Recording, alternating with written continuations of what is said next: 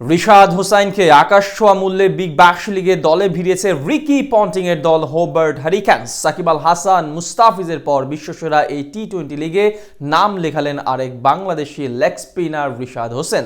বিশ্বকাপে বল হাতে নৈপুণ্য দেখিয়ে বাংলা ছাড়িয়ে এবার বিশ্ব দরবারে এই টাইগার বোলার। রিশাদের সাথে আর কার কার জায়গা হয়েছে হোবার্ট হারিকেনসে, কারা হয়েছেন তার সতীর্থ, সেটাই জেনে নেব রিপোর্টে। টি-20 বিশ্বকাপে দুর্দান্ত পারফরমেন্স করার পর থেকেই বিশ্ব ক্রিকেটে এক আলোচনার নাম রিশাদ হোসেন। টুর্নামেন্টে তার দারুণ বোলিং নৈপুণ্য দেখে সেবারই মুগ্ধ হয়েছিলেন প্রায় সবাই। তারই ফলাফল পেলেন এবার হাতে নাতে। কানাডার গ্লোবাল টি-20 লিগের পর এবার ডাক পেলেন অস্ট্রেলিয়ান ফ্র্যাঞ্চাইজি টুর্নামেন্ট বিগ ব্যাশে, তাও আবার কিংবদন্তি ব্যাটার রিকি পন্টিং এর দলে। সময়ের সাথে সাথে ক্রমেই জনপ্রিয় হয়ে উঠছে ফ্র্যাঞ্চাইজি ভিত্তিক টুর্নামেন্ট। আইপিএল, বিপিএল এর মতো সেখানে সবচেয়ে পুরনো লিগ ধরা হয় বিগ ব্যাশকে। প্রতি বছর ক্রিকেট বিশ্বের সব নামি দামি তারকারা সুযোগ পান এখানে, কিন্তু এবার সবাইকে চমকে দিয়ে জায়গা করে নিলেন রিশাদ হোসেন। নিলাম থেকে বেশ চওড়া দামে তাকে দলে নেয় হোবার্ট হারিকেনস।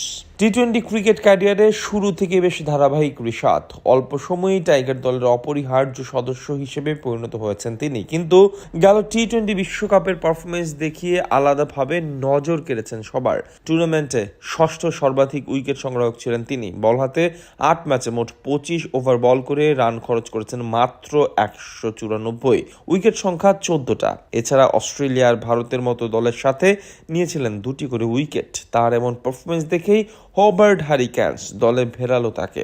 অস্ট্রেলিয়ার সিডনিতে বিগ ব্যাশ ড্রাফটের চতুর্থ রাউন্ড থেকে রিশাদকে দলে নিয়েছে হোবার্টের দলটা। অস্ট্রেলিয়ার তাসমানিয়া রাজ্যের দলটার হেড অফ স্ট্র্যাটেজির দায়িত্বে আছেন তাসমানিয়ার সবচেয়ে বিখ্যাত ক্রিকেটার রিকি পন্টিং।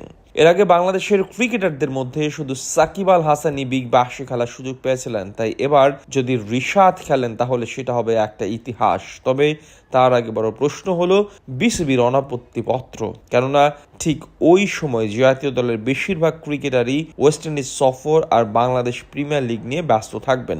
তাই এই ব্যস্ত সূচির মধ্যে তার সুযোগ মিলবে কিনা তা নিয়ে আছে যথেষ্ট সন্দেহ। তবে কিছু সংখ্যক ম্যাচে হলেও খেলতে চান রিশাদ। এই নিয়ে তিনি বলেন, এই সময় আমাদের বিপিএল আর ওয়েস্ট ইন্ডিজ সফর থাকার কথা, এর মধ্যে যদি সুযোগ হয় তাহলে নিশ্চয়ই বিগ ব্যাশে খেলতে চাইবো। এবছরে 15 ডিসেম্বর শুরু হতে যাওয়া বিগ ব্যাশ শেষ হবে আগামী বছরের 27 জানুয়ারি। বাংলাদেশের ঘরোয়া টি-20 বিপিএলও একই সময় হওয়ার কথা রয়েছে। এর আগে নভেম্বরেই বাংলাদেশ দলের ওয়েস্ট ইন্ডিজ সফরে যাবার কথা, তাই আপাতত বিগ ব্যাশে খেলতে যাওয়ার জন্য রিশাদের সুযোগ পাওয়া নিয়ে প্রশ্ন থেকে যায়। এর আগে কানাডার গ্লোবাল টি-20 লিগেও ডাক পেয়েছিলেন এই লেগ স্পিনার, কিন্তু ভিসা জটিলতার কারণে যেতে পারেননি সেখানে।